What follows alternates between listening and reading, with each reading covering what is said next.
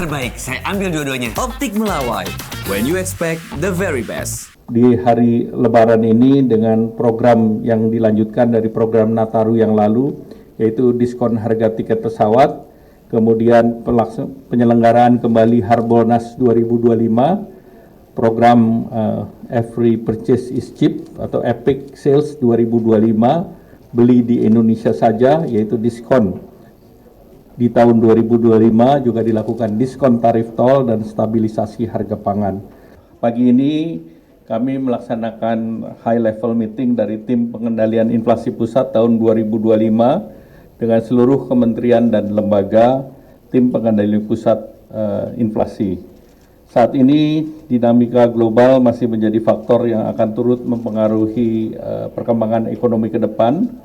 Sejumlah risiko tentu masih akan kita hadapi seperti volatilitas harga komoditas, kemudian tingkat suku bunga yang relatif tinggi, dan tentunya kebijakan perdagangan dari pemerintahan Amerika yang sering kita sebut sebagai Trump 2.0, serta kerentanan ketahanan pangan dan energi akibat perubahan iklim.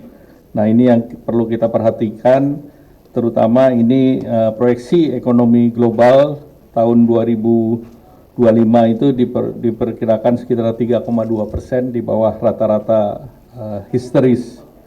Namun ada juga yang cukup membanggakan kalau dari segi PPP, Purchasing Power Parity, ekonomi Indonesia sudah masuk di angka 8, nomor 8. Itu lebih tinggi dari Italia, Perancis.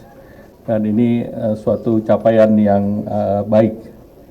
Nah, tentu Indonesia harus menjaga tetap pertumbuhan ekonomi, dan kita tahu di kemarin kita bisa menjaga inflasi di 1,57 di year on year, dan terhadap capaian di tahun 2024 kami berterima kasih kepada Gubernur BI, Pak Menteri Dalam Negeri, dan seluruh kementerian yang bekerja keras agar ini bisa dicapai. Dan khusus untuk tahun 2025, pertama adalah menjaga inflasi di kisaran 2,5 plus minus 1% untuk mendukung akselerasi pertumbuhan ekonomi nasional. Kemudian kita harus menjaga komponen inflasi khusus volatile food di kisaran 3-5%. Jadi angka volatile food itu yang dijaga secara mingguan oleh tim termasuk TPID di bawah Pak Menteri Dalam Negeri. Sehingga ini adalah intervensi daripada pemerintah pusat maupun daerah agar volatile food bisa terus terjaga.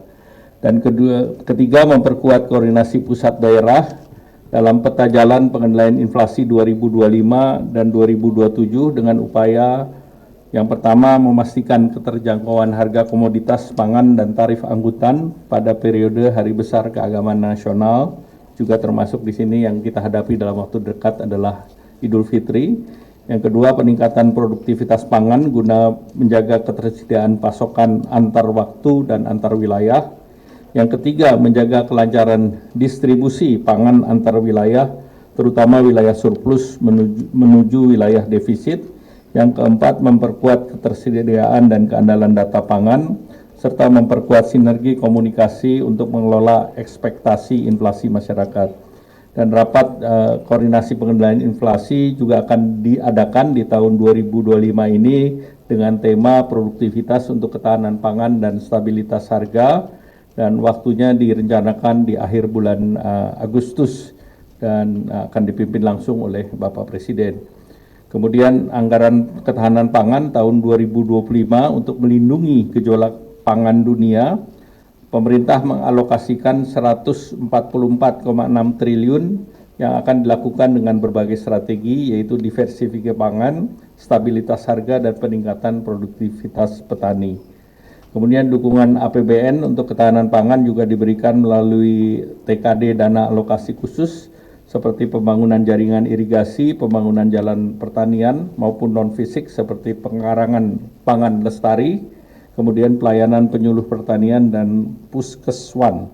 Di lain sisi, Gerakan Nasional Pengendalian Inflasi Pangan akan terus dilanjutkan di tahun 2025 untuk mendukung ketahanan pangan, dan selain itu agar momentum pertumbuhan terus dijaga, pemerintah mendorong stimulus di hari Lebaran ini dengan program yang dilanjutkan dari program Nataru yang lalu, yaitu diskon harga tiket pesawat, kemudian penyelenggaraan kembali Harbolnas 2025, program Every Purchase is Cheap atau Epic Sales 2025, beli di Indonesia saja, yaitu diskon. Di tahun 2025 juga dilakukan diskon tarif tol dan stabilisasi harga pangan. Dan paket stimulus ekonomi yang sudah berjalan, ini bantuan pangan 16 juta KPM, 10 kilo per bulan untuk Januari-Februari, diskon tarif listrik yang selama 2 bulan Januari-Februari, kemudian juga terkait dengan PPN DTP untuk properti dan otomotif dan PPH sektor padat karya, dan juga akan didorong penyaluran KUR di Q1 dan panen padi diharapkan akan optimal lebih baik dari tahun yang lalu di Q1 ini. Kemudian tentunya beberapa program lain seperti kita akan dorong juga program skema kredit untuk padat karya, diharapkan ini akan terus didorong terutama untuk plafon 500 sampai 10 miliar dengan waktu yang fleksibel 5 sampai 8 tahun. Dan juga pemerintah akan memberikan subsidi bunga dan masing-masing untuk para debitur, dan anggaran yang dialokasikan untuk ini adalah 20 triliun melengkapi dari KUR menjadi 300 triliun. Demikian, terima kasih. Wassalamualaikum. Terbaik, saya ambil dua-duanya. Optik Melawai, when you expect the very best.